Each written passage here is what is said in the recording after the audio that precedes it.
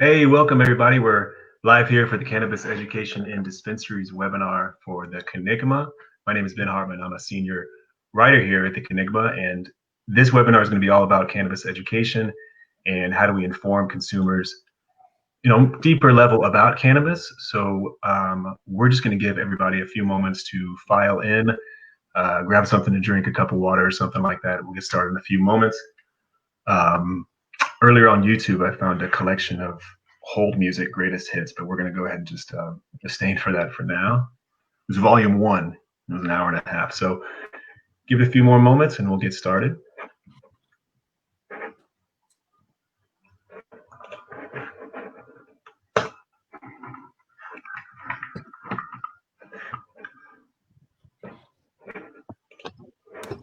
I think we're good to go.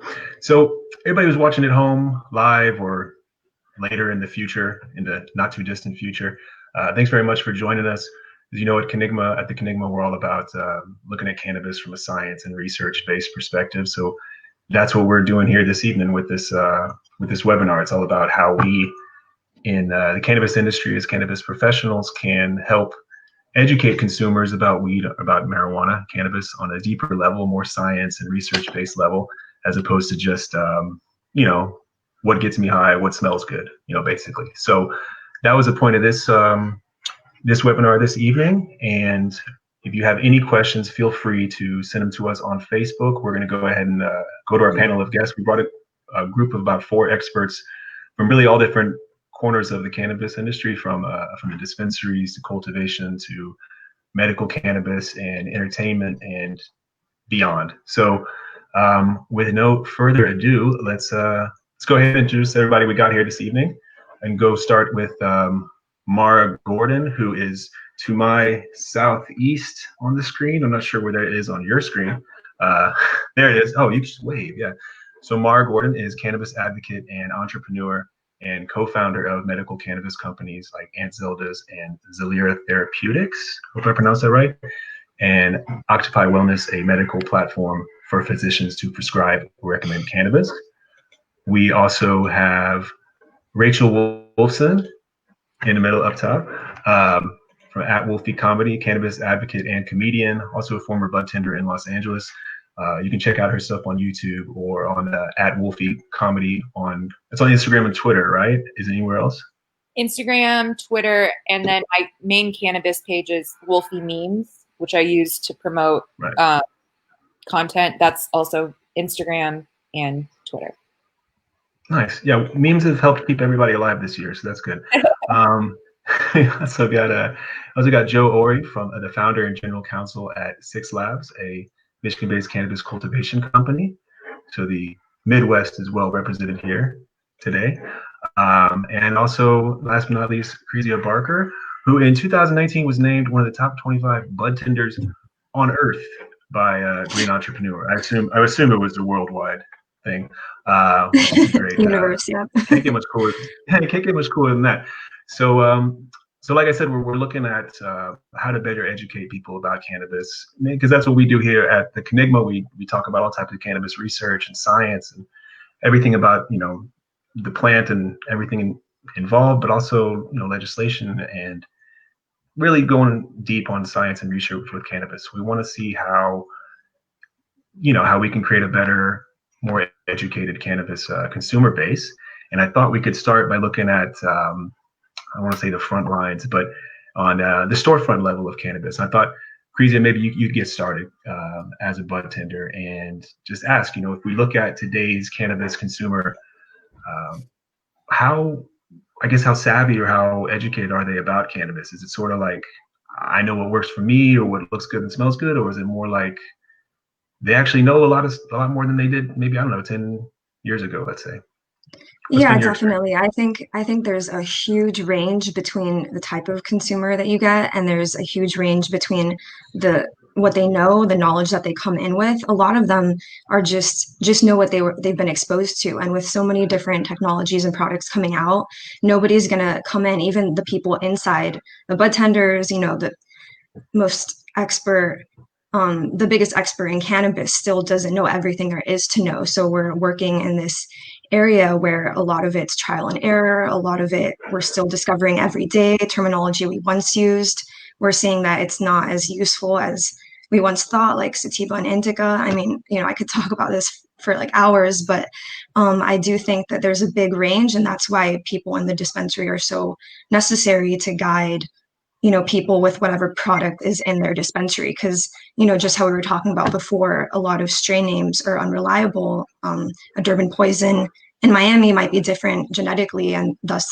with the effect than a Durban poison in California. So it's definitely pretty tricky to navigate, but with more research and science and with more dialogues like this happening, it's going to become easier for both people in the industry and outside of it to kind of work through.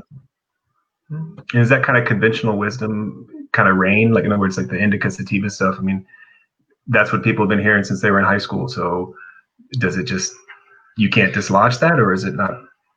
I think it's kind of funny. When I first began at the dispensary, I kind of delved really heavy into the research, and which, not a lot of people are doing. I mean, you can't blame people in the industry when pay in a lot of areas isn't that competitive. When people are just scrambling in these startup industries to, you don't have the resources to train everybody. So yeah, when I first started, I quickly found out, if you do a little bit of Googling, that the sativa and indica terminology isn't what dictates the effect really. It's kind of crazy how that became such an ingrained part of the culture, in my opinion, but so many people still have it stuck in their head. So that is going to take a lot of re-education on our part to the consumers. I think, for them it's more beneficial, for sale it's beneficial.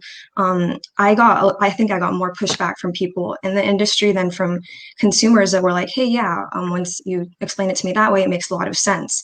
For most people, dosage matters a lot, just their own genetics, their own experience. So many other factors that go into it that doesn't rely on whether a plant is sativa or indica, hybrid, so on and so forth, especially when now we're dealing with, hundreds of new terpenes, cannabinoids, ratios, different combinations, different products that have different times of onset with the nano emulsion technology. I mean, it's, there's a lot more, which I think is beneficial, but again, a lot more difficult to navigate. Yeah, for sure. So we do have to manage people's expectations. Yeah, just to piggyback off what Krizia was saying, is it's so important now more than ever for the bud tenders, which are the frontline workers, to have all of this updated knowledge and information as much as they can, because they're the ones who are the first thing that you basically see when you walk into the dispensary, and that consumers are putting their trust into the bud tenders to offer them the best possible choice for what they're looking for. And when I was a bud tender, I mean, this was before rec passed here in California. It was like anyone could pretty much get a job as a bud tender. And I feel like we're seeing it change, where sometimes even dispensaries might require you to have a certain degree in certain things, or at least take cannabis education classes. And I think that's where we're going to start to see more of a change of if the bud tender is more educated, then the consumer will have the knowledge. So. But is that something that we can keep up with? In other words, if more and more places legalize and more dispensaries open and all that, I mean, not everybody's going to be, have some certification. They're going to need to eventually have just hire people, right? I mean, right. And that's why I think streamlining the education as far as, for the bud tenders and also as for the brands, if everyone's on the same page, then we're all receiving the correct information. Definitely. Just to add something to that, a lot of the brunt of the education is going to fall on people in the industry and the dispensaries. But with, the World Wide Web, there's so much information at people's fingertips. Leafly, one of the biggest media platforms that talks about strains, they changed their user face to not focus so much on sativa and indica, which then once that happened, I did see a shift in people not being so reliant on that, starting to talk about terpenes. Once in the last dispensary I worked in, we started providing lab results that you could just Google the batch number of whatever product, and you can see just, pretty interesting information about what you're ingesting. Then people, start to get more excited about it. People start to learn more about it. And it's definitely a shift that I think is very welcomed. What about you, Mara? Have you noticed, with medical patients or people who are looking for medicine, are they more like when you were getting started? People, I guess, were a little bit more in the dark about this sort of thing. Are people more aware when they're looking for medicine, like this thing will work for me, or I want this type of thing, or is it just more, you tell me what's going to work, and I'll go with you? So I mean, we've been saying indica and sativa are ridiculous for a decade. We've laughed. I mean, there was 125 landrace strains that had the components that grew wildly around the world. And now if you go, I haven't looked lately, but the last time I looked at seedfinder.eu, it was over 14,000 different varietals. I mean, come on. They're all hybrids at this point. And there's no way to predict upon narrow leaf or broadleaf what the contents of the plant's going to be. But in my experience with our patients, now keep in mind, we deal with the sickest of the sick. We deal with very, very sick people. We don't deal with people that are kind of curious. We don't deal with people that are shopping for what's the best price point or what's the most THC for my buck. I'm dealing with people that are coming with serious diagnoses looking for medicine. And it happens to be cannabis-based medicine in some cases. And, in other times it's pharmaceuticals, and it's a combination. My experience is the vast majority of people do not care what the product is. They just want to be told what to take and how to take it, how often, and they want to know that each time they take it, it's going to work the same way. We've built everything around. In fact, I'll show you a couple of slides later if you're interested, to show the process that we've been going through for these last decade on matching the products to the patient's needs.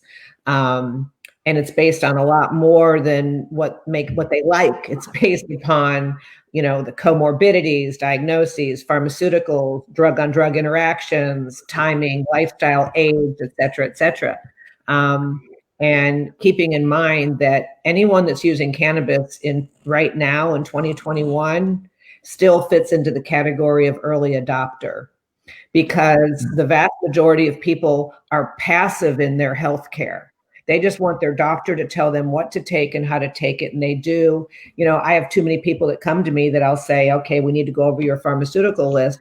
And they'll go, I take this one for my blood pressure. I'll say, what is it? And they'll go, oh, I don't know. It's a pink pill. And that's how people are about cannabis too. They don't want to have to become connoisseurs. They want the person behind the counter to be the connoisseur. But that's where the danger is having it not necessarily line up with the fact that they're not doing a patient intake. They're not looking at drug-on-drug and comorbidities. They're just answering the questions that the consumers are asking, and they're not always asking the right questions. Right. And Joe, does it for a cultivator, does it affect, I guess, when you think about what type of products to put out there, is the consumer that's kind of guiding that selection process? Like they're more sophisticated now about what they want from cannabis, or is it more, I guess, what you would have thought about growing, 10 years ago or something? I guess, how is that changing?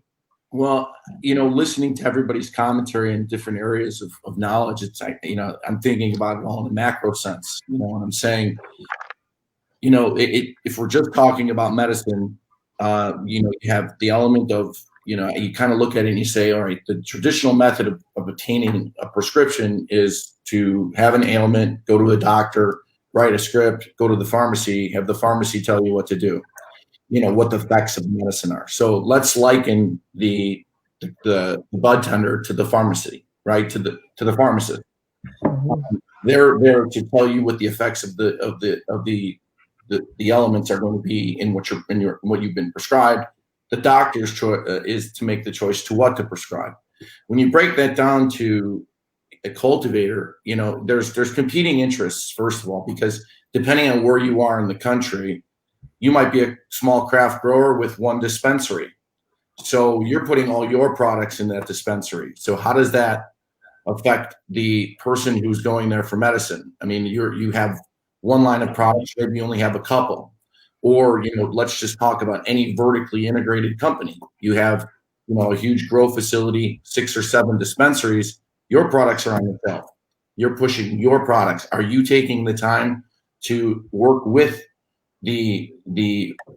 unfortunately, we have to say with the dispensary and I say that not meaning anything negative about dispensaries, but saying we don't have the research from point A to point B. So what you're really doing is saying, let's take what we got, try to make this product, try to grow it this way with this level of terpenes, this level of cannabinoids, and get it to the end user.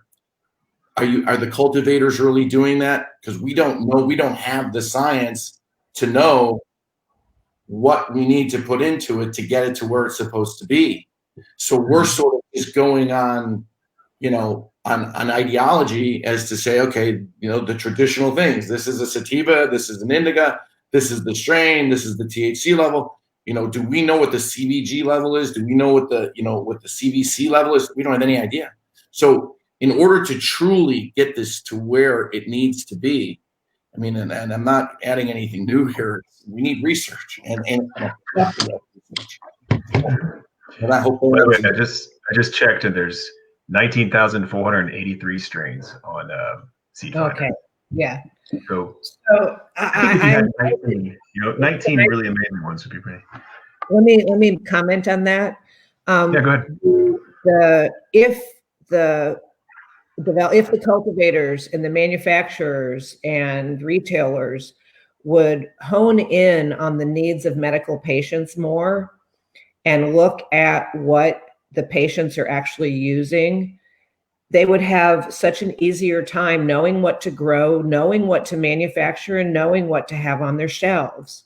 Instead, I talk to these people and they'll say, or other companies in the space, and they're always talking about the new SKUs they're coming up with. It's a constant game of keeping the attention of these squirrely consumers. Well, on the medical side, there is no squirreliness. They want you to have a SKU that works for them and have it over and over and over. And that's a gold mine of knowledge for a grower and a manufacturer and a retailer, because they already have that thing taken care of. They know what's going to be taking up their shelf space and what their consumers want. So there is a lot of research. Cannabis is the most researched plant in the world. It's the most researched thing in the world. There's been over 10,000 studies on cannabis. There was 400 on Ritalin. So, how many studies were done on opioids and their effectiveness? More have been done on the dangers and the problems with them. The point is, it's already been studied a lot. And we know that we need to learn more. When I started with this, we knew about 80 cannabinoids and 180 terpenes. Now we know about 400 and 120, or however the number is, of each of them. So we're continuously learning, but that doesn't mean that we don't have enough information to still do a damn good job of creating the right products right now. If there was an appetite for it, instead of this appetite for, rush to the adult market instead of the medical market. Yeah, I can appreciate what you're saying, Mara. And what I guess maybe I misunderstood me is that focused studies to where, sort of this becomes the benchmark. When we talk about studying Ritalin, the compound itself, it's a focused study.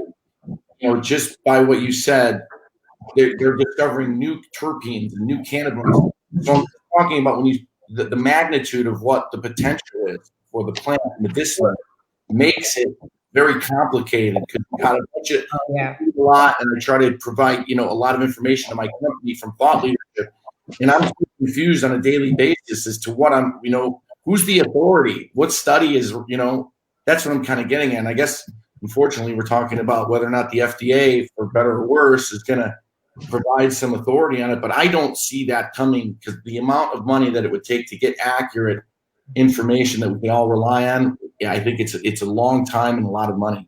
I don't see him doing it. Well, we actually wrote about this recently at the Cannigma a few months back. I interviewed somebody who's a pharmacist who works in a dispensary like full time, or he's on site on shift, and I believe he was in Philadelphia. Is that the sort of model that the industry could use? I don't know how feasible that is at every smaller dispensary or whatever, but if in a perfect world that was somehow possible, you could have a person on staff at any given time that has some sort of, pharmacological knowledge or education. Is that what you should be striving for, or is that just not feasible? That's for anybody. I think that would be so helpful, especially because I felt oftentimes as a bud tender that I was giving out medical information, and I'm not necessarily qualified to be doing that. And a bit about what Mom said is a lot of these patients are coming in with other medications that they're using, and here we are offering, medical advice essentially, and without the knowledge of how is this going to affect this person long term. So if there was a way that the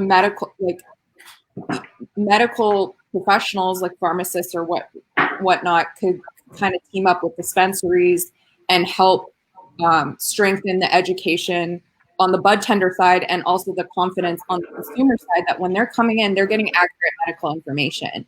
And I felt, I don't know if you guys have seen it where you live, but in LA, there were certain dispensaries I'd walk into, and some of the bud tenders would be wearing pharmacist coats, lab coats, which to me makes me uncomfortable because, and I won't name the dispensary because I don't know if they do it anymore, but I've seen it a couple times. It gives off this false idea that these people want medical professionals, which they're not. They didn't earn the lab coat. And also, that's not what we want as a cannabis industry. We want to be taken seriously, and it's not going to be coming through bud tenders in lab coats without the medical background. So, right, it seems like a Village People sort of thing. There's one of them just as a pharmacist, one's a cop, one's a construction worker. I don't know if that's really.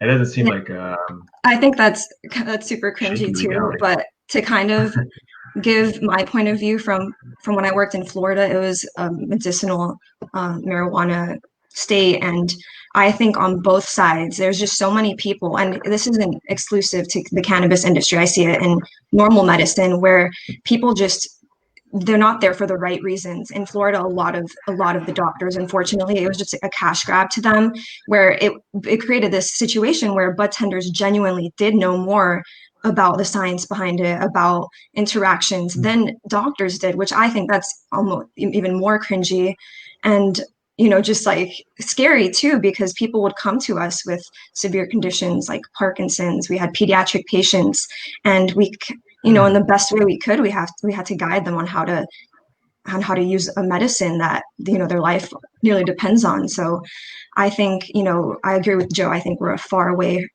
from where we have to be, but I'm interested to see if there's going to be, whenever there's a need that has to be met, then that science can fill, then I feel like oftentimes once a product is out there, a solution, then people do meet it with a little bit of skepticism and pushback. I was listening to this podcast the other day that was on cannabis, and it said the science that nobody's talking about, and it was talking about synthetic cannabinoids and cultured.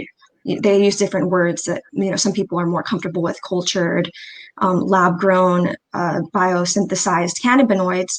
That could make it more easy to cater a medicine to specific people, to their specific medicinal needs.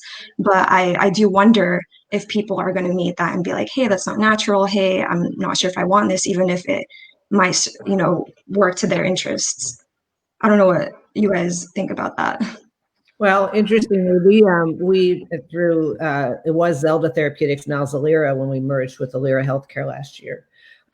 We conducted a preclinical in vitro and in vivo study on the 3 major subtypes of breast cancer, comparing the utilization of a single molecule THC, which is really what you're talking about, Krizia, because whether it comes from a yeast plant, or from yeast, or whether it comes from the like Marinol as a synthetic, or whether it comes as being isolated in cannabinoids, it's still the same molecule. It's Agreed. It doesn't matter. It's the same. Yeah. So we looked at comparing the single molecule of THC to a full plant extract in treating the 3 major subtypes of breast cancer. And it was unbelievable, the results. Of course, they were what I thought they would be. And that is the full spectrum works, single molecule doesn't. So, and then we went a step further and we took the full spectrum medicine and we took the single molecule and we took the top 5 terpenes that showed up in the full spectrum and combined it with the single molecule, and it did no better. So kind of to Joe's point, we still don't know what we don't know. And so that's why I always push for full spectrum, is because we have no idea what that key log is going to be. It may be that you have to have an nth amount of a tiny little element within there, the same way that, you make a cake and you put a quarter of a teaspoon of vanilla in, or a pinch of salt. And if you leave it out, the whole thing doesn't work. We don't know how it's going to be with cannabis. So it's really important that we have the full spectrum there. And if I could just take that a step further on how to match the products to the patient, because at the dispensary, a lot of times you see people focused on symptoms, treating the symptoms, but there's diseases that can be treated at the cellular level utilizing cannabis, and that should be under a doctor's supervision. That's why I created Octopi Wellness. It's a platform we've been using internally at Aunt Zelda's for almost a decade, where the doctor makes the recommendation on what they should use based upon a lot of data and research and things that we've done, plus the thousands of patients of data. And then the based upon the COAs, the patient can match the product without having to become an expert in cannabis. It automatically, and it's a matter of the dispensary or delivery service, whomever, being in cooperation on the same platform so they can fulfill based upon what the doctor, and it'll only show them those products that match what the doctor wants them to use. So instead of the doctor saying, I want you to use a sublingual tincture or something, the patient goes to the dispensary and they come home with a transdermal patch or a gummy bear or something ridiculous that's not going to treat them. It'll match it and it takes it out of, I would hate to have the responsibility as a bud tender for people standing in front of me without the tools necessary. That would be a horrible responsibility. And it seems almost unfair, like to put that on some, it's way unfair. It's way unfair. Yeah. So it seems like they could open, I don't know about liability, but it's a lot of responsibility to put on somebody who doesn't have a medical background and all that. But is it, I guess, if we look at dispensaries, something that's occurred to me sometimes, and we talked about the 19,500 different strains on Seed Finder. Is it possible that maybe there's too much selection? I don't tend to think there's too much of a good thing, but maybe, there's so much competition in the industry, people trying to put out, so many different companies, so many different products, so many different ways to grab people's attention. Mm-hmm. I hate to say there's too many options because it sounds like a real first world problem, but maybe there's too many things. It's like trying to find something on Netflix and you scroll through it for 3 hours and then you just get back on your phone and go to sleep, and is there maybe we're trying to make too many options, or is that not really it depends. If you're talking about sick people, they don't need to go shopping for their medicine. They need to be told what to take, get it, and then take it. It's not a shopping expedition. My sister was just diagnosed with breast cancer. The pharmacist came in and said, this is the treatment protocol along with the oncologist, da-da-da-da-da. She didn't say, go over to CVS, talk to the person at the corner and figure out which chemo you want to use.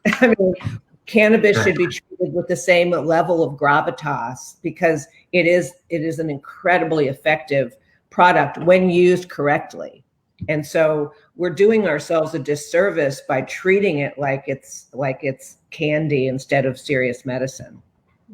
That's a great point, Mara. I was actually going to say, it depends on whether we're talking recreational versus medicine, and also whether we're talking about California versus Michigan. Right. California, you walk into a recreational dispensary, and you're sort of you feel like you're in kiddie land, and then you come into Michigan, which is sort of a newer market where we're based out of, and the dispensaries have 3 different product lines, and that's both for medicinal patients, which to Mara's point, I don't think that's enough. There's only 3 different products there, product lines. But then on the alternative, you go to California and there's 700 different companies making cannabis, and you just walk in as a tourist and you say, and I own a cannabis company, and I just say, tell me what I should get. And I have a conversation with the budtender, tell them that I own a cultivation company, blah, blah, blah, blah, blah. And I'm like, I have no idea what any of these products are. Just tell me what I should do. I think in this case, it's recreational versus medical. And I think sometimes people think quantity is better than quality. Like they have a ton of different options, but the product may not be quality, if that makes sense. And there should, I think with research and kind of learning more about consumer habits on both medical and recreational side, and seeing which products people are using, what is working for them, would help brands and cultivators better decide what they should be producing. I think having a ton of good options is good versus having a ton of good options and they're not helpful. So medical patients should have a variety of options just as much as recreational patients should.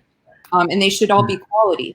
So yeah, I completely agree. And also because a lot of states don't cover every medical condition under their guideline to people who can legally consume it medicinally. So I think there's a lot of people who do use it for medical needs that are going to have to tap into the recreational market. And I would hate to see a situation where, any market is just monopolized and dominated by a couple of companies. So, just for fair business, things like that, I think that it would be a good thing more is better, just like you said, Ben, but it makes it a lot more difficult for tenders, for consumers, for sure.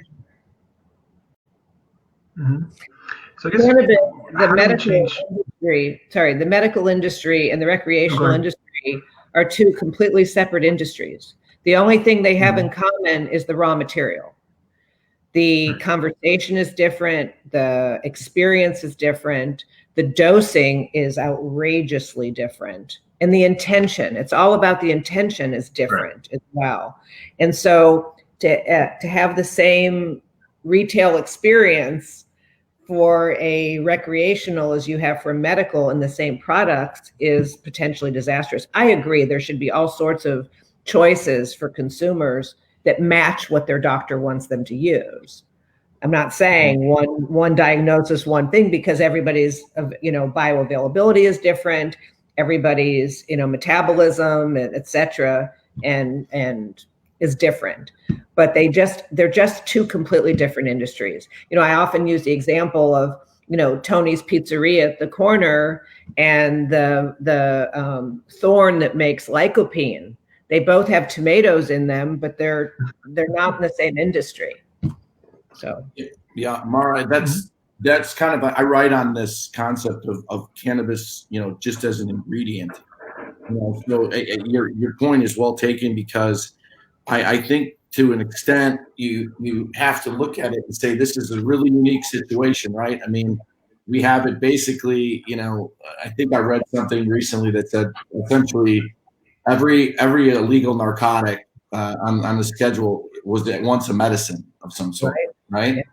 So the only one that's really come back legal is alcohol, right? I mean, can we say that? So there probably is some, unfortunately, medicinal benefit to alcohol, if they wanted to. But now we're bringing this back, and we have 2 totally divergent paths. I mean, one is actually replacing alcohol sales from a recreational standpoint. And the other one has so many properties that we haven't discovered that could replace a lot of the current pharmaceutical grade drugs that were being prescribed, right? So it's an amazing thing. I hope I stay long enough to see where it all goes. But. Yes. Definitely. What about the online shopping experience? Because everybody's talking about it this past year because of the pandemic and so many places moving away from in-person sales. I mean, is that changing I guess it's more specifically in terms of recreational cannabis, but in terms of if you have more and more people having a cannabis delivered, cannabis products brought to them, and they're not going into a storefront and speaking to somebody, and they're just doing the research online. It feels like it could be either they could take more time to educate and do research, or they could just be on their own, like somebody who goes on WebMD to diagnose himself. You know what I mean? Like, and you find out you got 20 different diseases. So is it the type of thing to where, I don't know, is this push towards more online and delivery stuff a good thing, or is it a mix? Tell you something, I got a strong opinion. It's great for sales, but not so great for what I think we're trying to do. I mean, as a cultivator, what Mara's trying to do and what Krizia and Rachel are thinking, I'm just guessing. I think it's great for sales, so I can't knock it, but I think the future of it creates a precarious path if it stays on this and people stop going into the dispensaries like everyone thinks is going to happen. I think you can't take that out. Unless, of course, maybe on a recreational standpoint, all the dispensaries sell all their rec only online if that's what they want, and are disallowed to sell medicinal, in the sense that you actually have to have a path toward obtaining it that is informed and knowledgeable, so you know what you're doing. Mm-hmm. I think that the model of deliveries, which is the model that I encourage, is the best out there for medical patients, because once you can set up on once you get standardized on what medicine is working for you and your dosing level, you can start predicting when you're going to need to reorder. And you can just have it set up on a delivery service every 30, 60, 90 days, just like you do any other medicines. Like, I don't go to the pharmacy in 2021 to pick up a prescription. It shows up in my mailbox. And there's no way. And the big complaint that a lot of dispensaries have told me when I've talked to them about this, and they're picking up what we're doing, is they can hardly make any deliveries, because the delivery person gets to the house and the person wants to ask them 1,000 questions. And, can you come in and tell me what I do about this and this? And they're not trained, and it's not efficient. It's just not efficient at all. So having it just be a fulfillment would bring the price down potentially for consumers.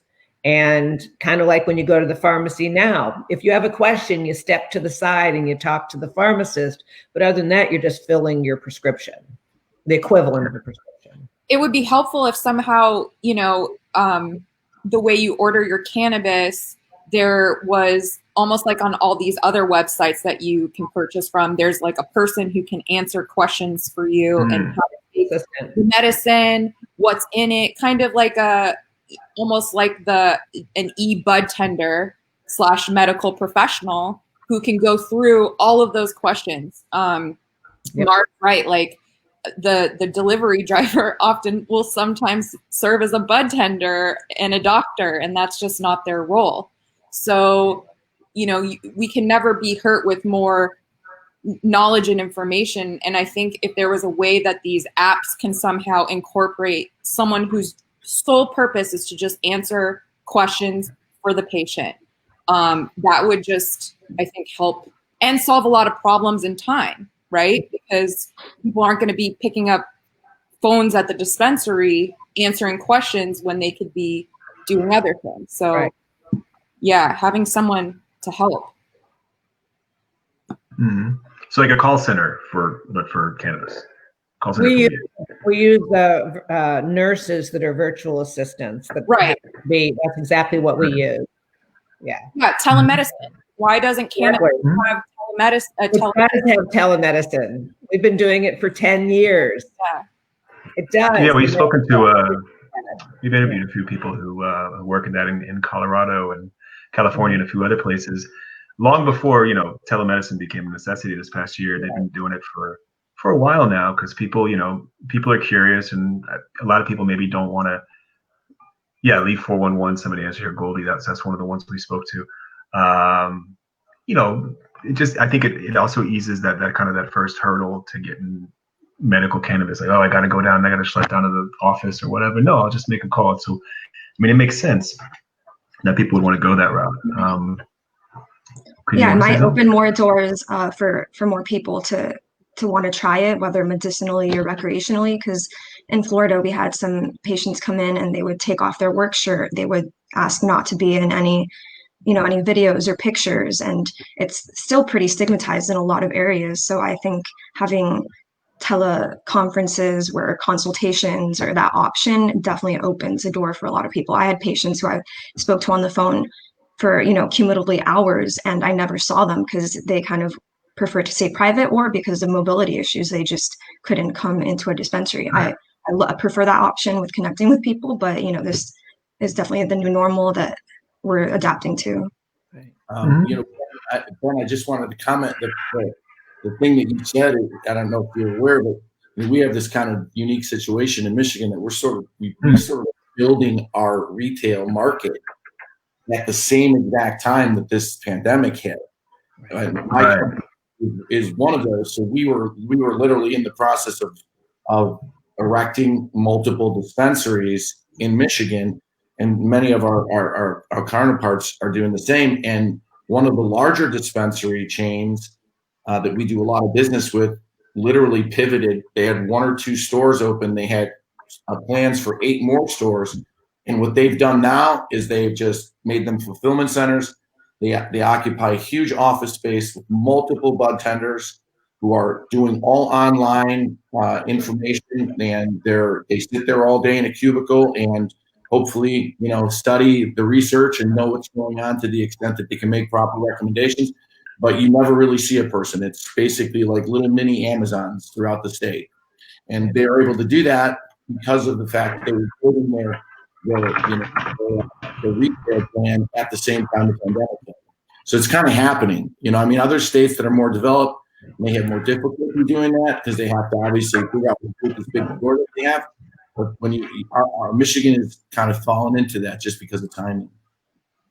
Yeah, I remember earlier this year I interviewed a budtender in Illinois who described how they just got their storefront set up on the first of the year in January, or they were just getting started then, and then next March rolls around in the pandemic, and they just had to overnight completely change their business model and everything they were doing, and just how do you survive and how do you adapt is a pretty wild thing.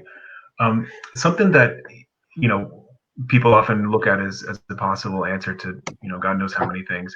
We talk about federal legalization, or the possibility of it, and a lot of people would think with the Georgia Senate runoffs this past week, which was not 20 years ago, it was actually last week. It's hard to think it was not that long ago, but it did actually happen. And some people think maybe that's something, with the Senate changing hands, that could come through. Let's say it does, for whatever reason. Do y'all think that could actually be something that would change, I don't know, the way that cannabis is seen as opposed to other medicines, or the way that it's treated, or the expertise that's at play, for consumers? Well, I have a kind of unpopular, probably, perspective on it, but then again, I've heard about popularity, obviously, or I wouldn't do what I do. I think one of the worst possible things that could happen right now to the cannabis industry is legalization, full legalization. Yeah.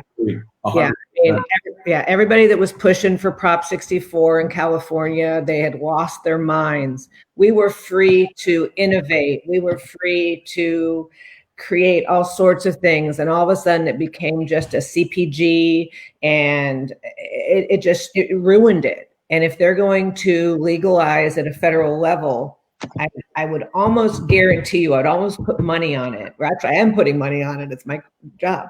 That what'll happen is it'll be awarded to a couple of large multi-state operators, or a pharmaceutical company will come in like GW or Zalera Therapeutics or someone else and own the market, and everybody else. When they first started the railroads, I think there was something like 12 railroad companies, and none of their tracks lined up. And then we ended up with like 2. Yeah. Automobile industry, there was 135 varieties of cars, or some ridiculous number, and we got down to the major 3 in this country. That's what'll end up happening if you don't have all your ducks in a row, you will not be one of the ones left standing, and very few will have an M&A experience. Most of them will just disappear, and with big, giant tax and legal bills. So all the big names would just swoop in and take over, basically. I mean, you don't picture like a small operations being able to survive. I think it'll be a very limited on how many. I think that it'll be a couple. I don't think it'll be the major players, because there's quite a few of those. So I agree with you on every level of that, Mara, and I'm going to take it one step further, is that even if it's not legalized, there's been some suggestions that it just may be the banking portion that they start with first. And I think that just that alone will suffice to fulfill your concerns. Mm-hmm. Because if the banking aspect of it, which is odd because, sure, we would love to have banking just so that we can actually have a real bank that will take our checks and we can, take sales from an ATM. Right. But once Wall Street jumps in and is able to lend money to cannabis companies, I always say this, we're a newer company, but as states come online, my company and Cresco, or my company and Aurora, are on the same level. We have to go raise money. We have to go find land. We have to go apply. We all are on the same. And if they do the applications blindly, we're all somewhat on a level playing field. Once federal descheduling or banking is allowed, Wall Street jumps in, and the multi-state operators who have a lot of land, who have a lot of asset, who have a larger market share, they're going to get all the money. They're going to get all the loan money. Yep. So just banking itself, if they don't do anything else with the regulation of it, FDA, non-FDA, vitamin world, whatever it ends up in, that alone is going to do what Mara just said. Yeah. I'm on the board of the North Bay Credit Union, and we do cannabis banking. We bank a lot of cannabis companies, and we just joined with CCIA, so that anyone who's a member of CCIA, California Cannabis Industry Association, can now also be eligible to join the credit union, regardless of whether they're in Sonoma County or whatever. And the thing that excites me about that is that budtenders and people who are working at dispensaries oftentimes can't get bank accounts because they don't have the trail, the paper trail of their income. And so this is going to take a lot of money off the streets, but it's also going to allow opportunity for budtenders to get car loans, to pass credit checks, to buy homes and things like that. So it's the downstream effect of not having banking as well. And I know that's off the topic here, where you want to go, Ben, but I agree. Banking is, if we need to deschedule so that it doesn't all go to the gray market, or else it's all, right now, 80% of the market in California is illegal. And that's going to continue as long as it's being scheduled anywhere by the federal government. Mm-hmm. Well, yeah, I unfortunately saw some situations where, because it wasn't federally illegal, there was, people working in dispensaries with green cards who then had to quit once whoever paid us was switched from a third-party HR group to the actual cannabis company. So I think there's definitely, a lot of pros and cons to legalization, but I think we have to be cautious about the right types of legislation coming out. Like in Florida, we have vertical integration, and there were so many setbacks that created. There were some days where I had to tell a mom who had three kids on medication to manage their seizures, because of vertical integration and how much that restricts your inventory. What if something happens along that limited supply chain that you have, then sorry, we don't have the medication that your 3-year-old son needs. So that's heartbreaking. I think that's criminal from like a political standpoint, and there's definitely a lot that has to change on that end. Mm-hmm. Yeah, it's definitely not. I guess some people should be, careful what you wish for, to some extent. So I thought maybe we could take a couple questions from some of the viewers here. We have one. This was for you, Mara, or anybody else who has the answer. It's from Michael J. Kelly. What was the name of the platform that, and there you see right there, what was the name of the platform that matches people to products using data Mara mentioned? Well, first of all, product I'm loving that tree you're holding there. I don't know if that's Christmas or cannabis, but let's hope it's cannabis. It's a pretty cool tree. I'm going to show you real quickly. Okay. It's called, never mind. I won't show it. The name of the platform is called Octopi Wellness. We're planning on releasing it to the first 100 doctors Q1 April, which I guess will be end of Q1. We've already been using it internally under the name CDR Med. We've been using it as our internal system. I'm a process engineer by training, so I designed this and built it, I guess, about 8 or 9 years ago now, to collect all the data and create the algorithms around predicting what will work for different diseases. And now we're going to start making it. And what we're doing, I was going to share my screen, but I can't figure out how to do it, to show you the process flow. Because what happens is the physician does the patient intake. It's a very in-depth patient intake process. It's about 300 data points coming in that we're collecting, just like if you're going to any other specialist, because it's just medicine. This is practicing medicine. And then based upon all the data and the studies and various other criteria, figure out what the cannabinoid terpene profile should look like, what ratios, how and when they should take them, and what type of products. We then are able to look through the COAs of products agnostically to what the product is, and only show to the patient as options those products that match that. And that'll be the case whether it's anybody's product. We'll be able to do it on the COAs, and then be able to only show that patient the products that match what the physician wants them to use, so they can then order it and not be sidestepped by somebody who has a bonus coming if they sell more Durban poison off the top shelf kind of thing. So that's that. That's awesome. So we had another one here from Jen in Canna. Hi, Jen. Thank you. She asks, where, you see right there, where's the pressure for these multi-state operators to train? I guess the question is, is there sort of incentive for there to be better training for cannabis professionals? And Jen, I assume that's what we understood you correctly here. What do y'all think? Is there I guess if it's all a business, can we see an incentive for them to get better training? I'll speak to that for 1 second. Unfortunately, there's so many competing interests, and I would think that that's more likely to happen with some federal legalization. I don't see, that's almost, that's a great question. And, those are things I actually think about from this perspective of how do we get a reliable and consistent, medicine, right? This is a great way to do it, but is each state going to create their own pact? Are they all the legal states going to create their own pact to say, okay, this is a formula that we're all going to follow? I highly doubt that.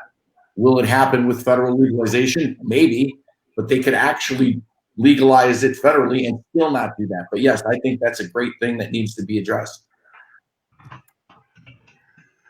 Okay. We got one here from Brett, and I think you could all draw on your personal experience, assuming you have one. Regarding shopping online, Brett Moraldo, regarding shopping online, what would you recommend for how patients could better select medical products if it's not, the standard THC, CBD plant type? Is there a different sort of method of figuring out what you need? Assuming you don't have an actual medical professional telling you, you need this one or that. What's a good way for them to do that? That's where it falls on the responsibility of the product manufacturers on their labeling. Make sure that they aren't just putting THC and CBD, that they're including the largest terpenes that are in there, so that they can start getting an idea.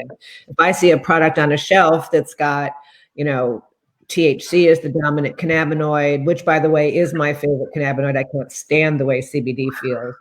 Give me THC any day.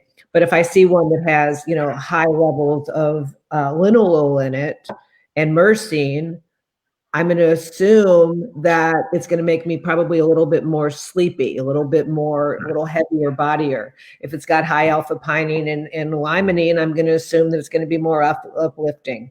So first of all, it's putting more on the label about what's actually in the product, but then also having little cheat sheets on what linalool, limonene, alpha pinene, and myrcene mean, and then realize that it's the 80-20 rule. It's only going to work like that for 80% of the people, and 20% are going to be outliers. So you'll never get it right for everybody.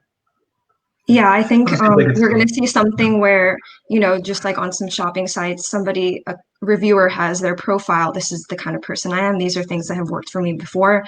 I think a lot of people are going to gravitate towards using personal reviews to guide their options online instead of some people like me. I would definitely look more into the science of terpenes, things like that. But consumers who aren't there yet, I think they're going to go off of what other people have liked, suggestions, things like that.